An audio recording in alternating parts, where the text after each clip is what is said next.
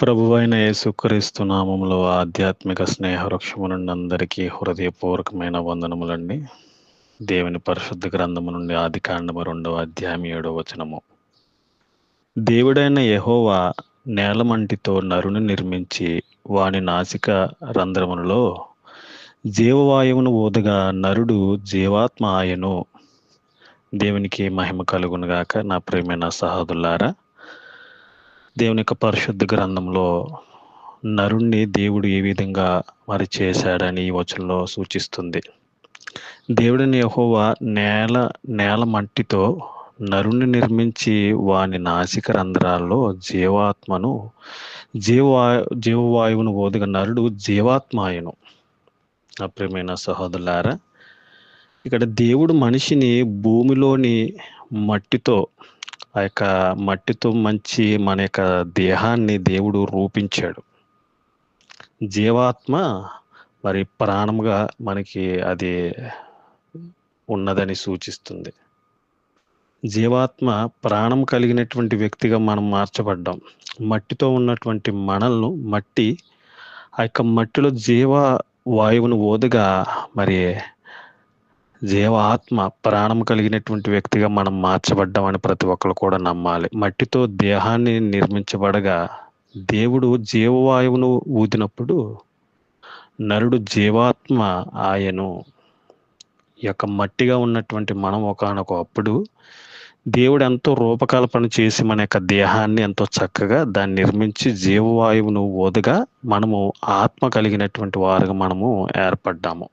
జీవము కలిగినటువంటి వారుగా నరుడు జీవాత్మ ఆయను. ఇది మనిషి దేవునిపై ఆధారపడి ఉన్నాడని ప్రతి ఒక్కరు కూడా గ్రహించాలి. నా ప్రియమైన సహోదరులారా, ప్రత్యేకమైనటువంటి సృష్టి మానవుని యొక్క నిర్మాణము. నా ప్రియమైన వాళ్ళారా, ఆత్మ సంబంధమైనటువంటి నిర్మాణముగా మనం ఉన్నాము. ఇక్కడ నరుడు మరి నేల మట్టితో నరుని నిర్మించాడు. దేవుడు మనిషి దేహాన్ని అత్యంత సామాన్యమైనటువంటి మట్టితో దేవుడు తయారు చేశాడండి. ఇది మానవుని యొక్క దేవునిపై ఆధారపడటాన్ని సూచిస్తుంది. ఇక్కడ సాధారణమైన మట్టితో మనల్ని దేవుడు చేశాడు. ఎంత గొప్ప అద్భుతమైనటువంటి యొక్క దేవుని యొక్క ఏర్పాటు. నాసిక రంధ్రాల్లో ఆ యొక్క జీవవాయువును ఊదాడు మనకు. దేవుడు తన సొంత ప్రాణాన్ని లేదా జీవ చైతన్యాన్ని, అంటే ఆ యొక్క శ్వాస, ఆ యొక్క ఊపిరిని మనకు ఊదిడు ఆయన. మానవులోనికి ఊదగా అది జీవాత్మ ఆయన. ఇది జంతువులకు కూడా జంతువులకు భిన్నంగా మనిషికి దేవునితో ఉన్నటువంటి ప్రత్యేకమైనటువంటి సంబంధాన్ని, దైవిక ఆత్మను మరి సూచిస్తున్నట్టుగా మనం చూస్తున్నాం. ఇక వచనంలో నరుడు జీవాత్మ ఆయను. నేల మంటితో నరుడు నిర్మించాడు. నాసిక రంధ్రాల్లో ఆయన జీవవాయును ఓదుగా అది జీవాత్మ ఆయన. ఇది నరుడు జీవాత్మ ఆయను. మట్టి దేహం ఇది.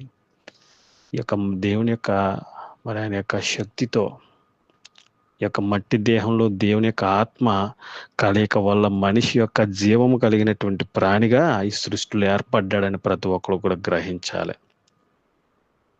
ఈ యొక్క ఆత్మ అంటే శ్వాస తీసుకునే జీవమున్న ప్రాణిగా మనం ఉన్నాం. శ్వాస తీసుకునే జీవం కలిగినటువంటి ప్రాణిగా. నా ప్రియమైన సహోదరులారా, దేవుడు మనిషిని కేవలము మట్టితో ఎంతో చక్కగా నిర్మించి దేవుని యొక్క ఆత్మ కలిగినటువంటి అత్యంత విలువైన వారిగా మనల్ని దేవుడు సృష్టించాడు కదా.